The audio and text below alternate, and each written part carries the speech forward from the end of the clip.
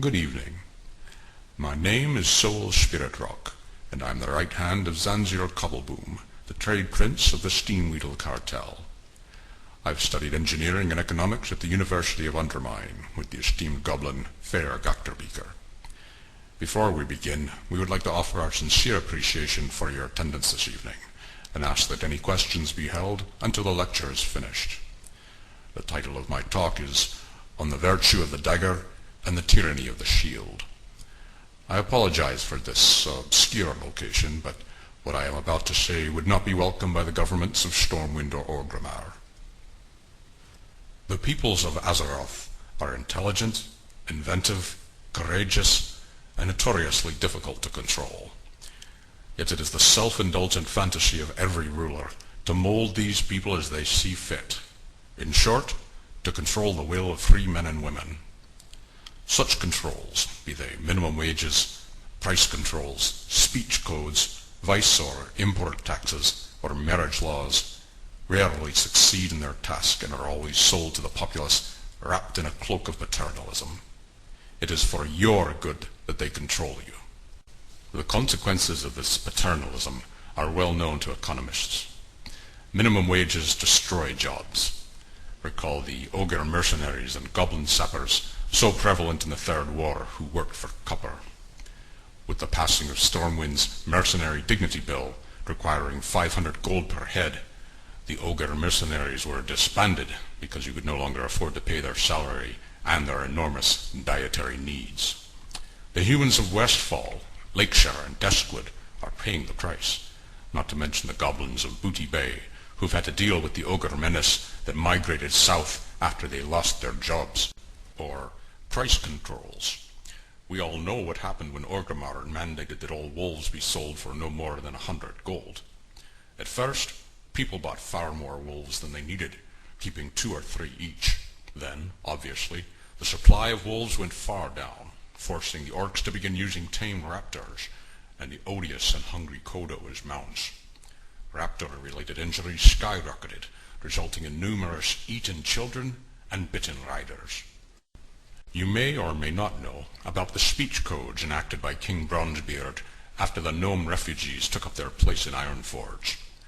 After much hostility, he forbade the words half-pint, peck, pipsqueak, and ankle-biters. After these silly decrees, gnome beatings increased as dwarves rebelled against the propaganda. This cost was in addition to the numerous poisonings that resulted when alchemists could no longer properly convey half-pint in their recipes. Finally, we come to the restriction on same-faction hostilities. Minimum wages hurt employment, price controls reduce quality, speech codes provoke resentment, and restrictions on same-faction fighting are the cause of much in-group suffering. The ban on weaponized combat against those of your own kind has led to a most tyrannical shield. A shield from consequences, a shield from others' disdain, a shield that when worn entitles the holder to completely disregard the welfare of others. If history has taught us one thing, it is that those who are immune from suffering invariably become tyrants. Kings, dictators, and powerful mages. Could you name one who, with no fear for his own safety, still cared for the feelings of others? The Scourge are an excellent example of intelligent beings that, when denied their own fear of death, turn to savagery and cruelty. Secure in the knowledge that their parents would never dare harm them, only children are notorious tyrants. Is there anyone in this land from whom you expect less consideration than a paladin behind a divine shield? No. An experimental economist in the Undermine by the name of Fair Gachterbeaker conducted a series of monetary games and showed that when subjects were able to punish their fellow students, they cooperated more and were more productive. The ability to stab a friend in the back is the cornerstone of common decency. This is why the ban on same-faction violence, coming both from Orgrimmar and Stormwind, is so destructive to civility, culture, and cooperation. How many times has a simple tavern chat been shouted down, a friendly game of arms turned into a chicken fest with mockery and spit flying like feathers? A simple walk in a park, ruined by an inconsiderate rider stomping through the grass. And note that it is not the shopkeepers or merchants who are rude. You can hurt them by not buying their product. It is the mercenaries, the warriors, the adventurers who are so flippant with their manners. There is only one solution to this problem, and I am here to offer it.